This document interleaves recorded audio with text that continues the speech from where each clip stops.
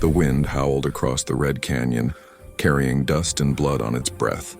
The sun was dying over the Texas plains, sinking behind the cliffs like a wounded animal. Down below, half buried in the sand and shadow, lay Tahu, the proud leader of the Comanche riders, his chest rising faintly, his body torn by bullets, his spirit flickering like the last ember of a dying fire. Hours ago, his own warriors had ridden away, believing him dead after the ambush by white raiders. The vultures had already begun their slow, circling dance above his body, waiting for the final stillness. But Tahu was not dead. His breath came in ragged pulls, his mind burning with fever and betrayal. He remembered the sound of rifles, the screams of horses, the cries of his people. He remembered falling, the taste of blood, the flash of sunlight on a rifle barrel, and then darkness. Now he was alone, the earth cold beneath him, his war spear shattered. Far above, at the top of the canyon, a small figure moved through the sagebrush, a child. Barefoot, her hair tangled by the wind. Naya, barely 8 years old, had been searching for her lost lambs when she saw the circling vultures. Her father had told her that vultures mean death, but something inside her heart whispered differently. The child climbed down the rocky slope, slipping and scraping her hands, driven by something she didn't understand and a strange pull, as if the spirits of the canyon were guiding her. When she reached the bottom, she saw him, the great warrior, motionless, his body painted with the dust of battle. For a moment, fear froze her. His eyes were closed, his skin pale beneath the crimson war paint. But when she touched his hand, she felt warmth. Alive. Weak, but alive. "Spirit of the earth," she whispered, repeating the prayer her grandmother had taught her. "Keep him breathing." The sun dipped lower and the chill of night crept into the canyon. Naya ran to fetch her water pouch, gently pouring drops into Tahu's mouth. His cracked lips moved. His eyes fluttered open for a moment, dark. Fierce eyes that once commanded hundreds, now looking at a little girl. He tried to speak, but his throat was too dry. Only one word escaped his lips, barely a breath. "Why?" The girl didn't answer. She didn't understand the question.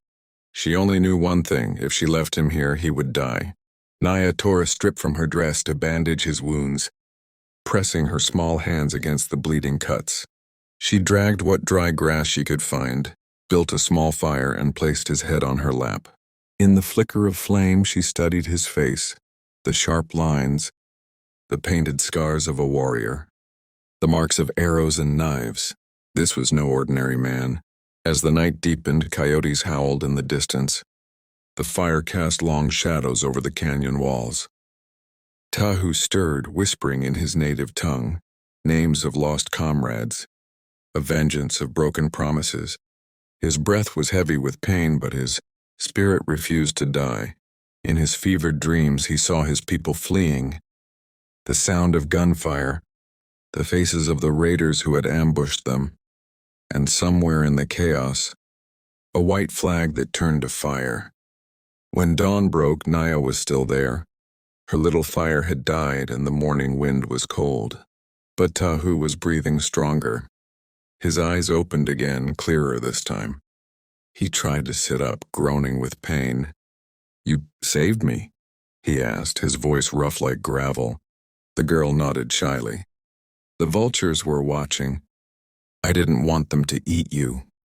Despite the pain, a faint smile touched his lips. He had fought in 20 battles, seen warriors die with songs on their lips, but never had a child's innocence seemed so powerful. "Where is your home, little one?" "Up there," she pointed to the ridge. "My father's cabin is near the river." Tahu looked at the path she had climbed, steep, dangerous even for a grown man. "You came down that alone?" She nodded again. "You needed help." For a long moment he said nothing.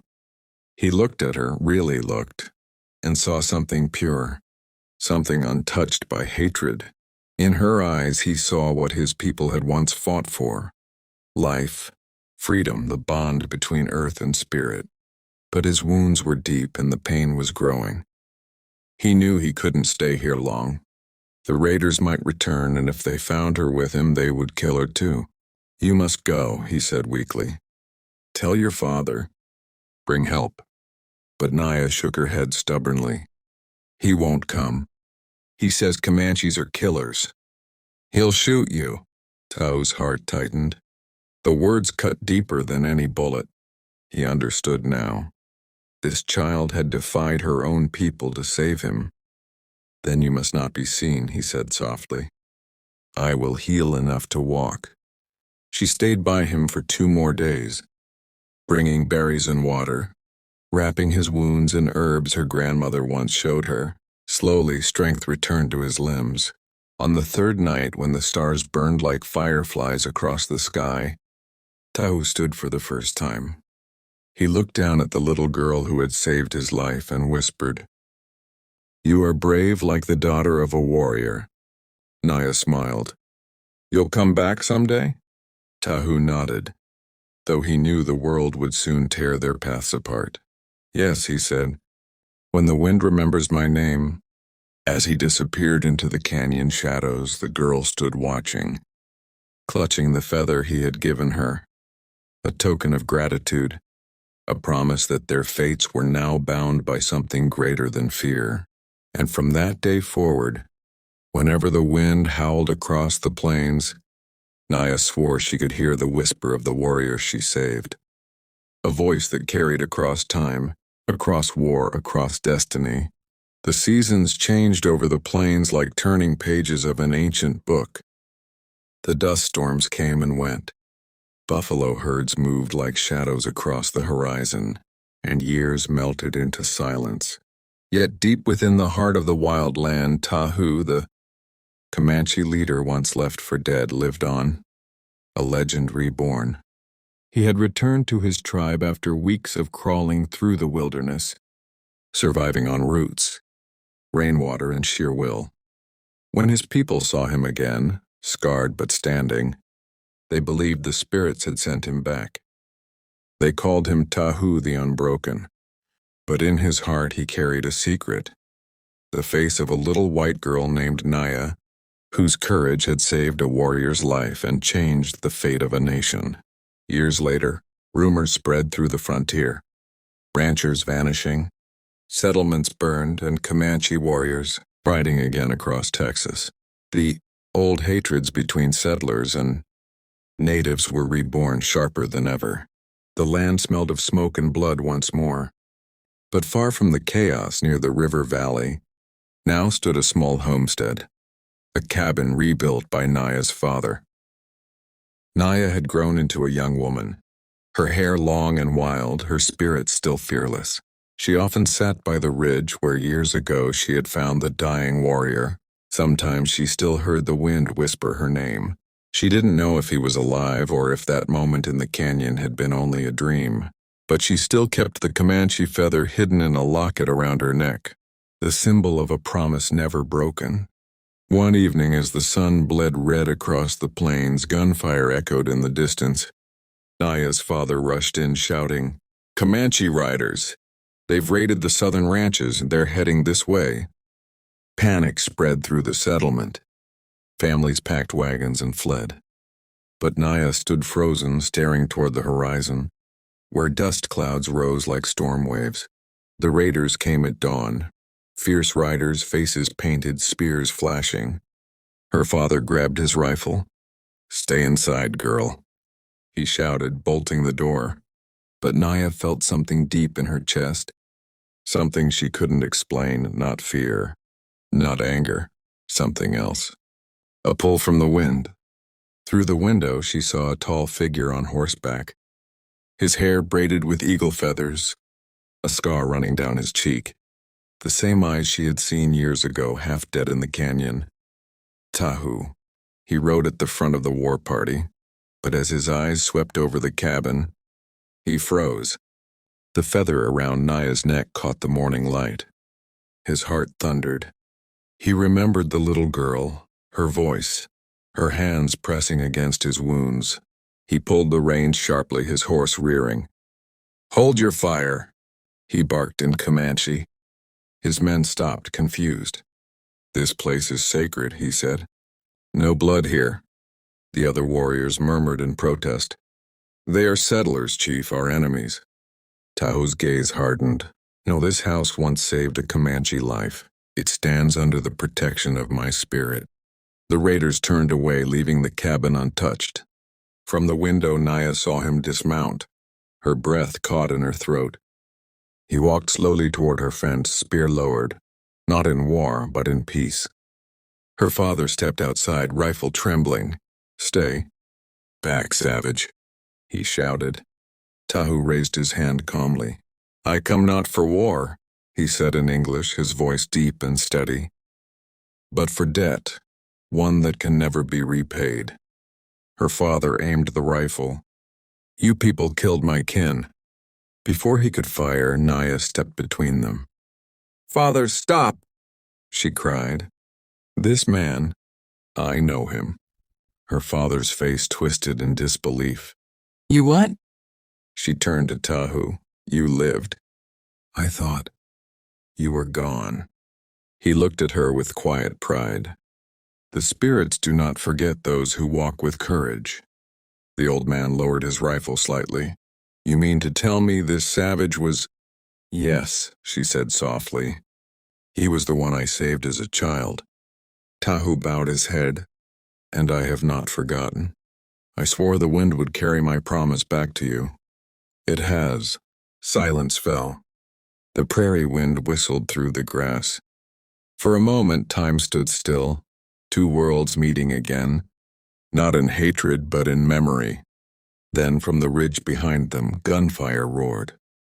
A group of bounty hunters, men hired to kill the Comanche, had followed the trail of Tahu's war party. Bullets tore through the morning air. "Get inside," Naya shouted. Tahu spun, grabbing his spear, shouting orders in Comanche tongue. His warriors wheeled their horses to fight.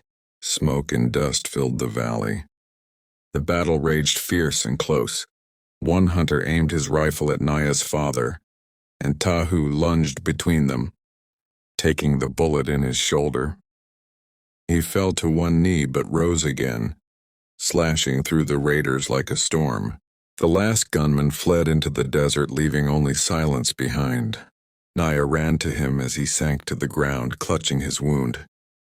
"You saved him," she whispered, pressing her hands against his bleeding side, "just like years ago." He smiled weakly. A debt returned. Her father knelt beside him, eyes wide with shame and awe. "You saved my life, Comanche," he said softly. "After all I've said, after all we've done." Tahu looked toward the horizon, where the sun broke through the smoke, painting the sky in gold. "We have both lost too much to hate," he said. The wind rose again, gentle and warm, carrying the sound of distant drums. Tahu placed a blood-stained hand on Naya's shoulder. "You once gave me life. I give you peace. Tell your people, the Comanche will not ride against this land again." And with those words he stood, proud despite his wound, his figure tall against the rising sun. His warriors gathered behind him, silent, loyal. With one final nod, he turned and rode away, the earth trembling under his horse's hooves, the wind whispering his name, Tahu the Unbroken. Naya stood watching until he vanished into the red dust, tears shining in her eyes. Around her neck, the old feather fluttered in the morning breeze, glowing in the sunlight like fire reborn. From that day, no Comanche ever attacked the valley again. The settlers spoke of a strange peace, and of a warrior spirit that guarded them in silence. And sometimes, when the storms passed over the plains, the wind carried a voice, deep, proud, eternal, reminding them that kindness is stronger than hate and courage never dies.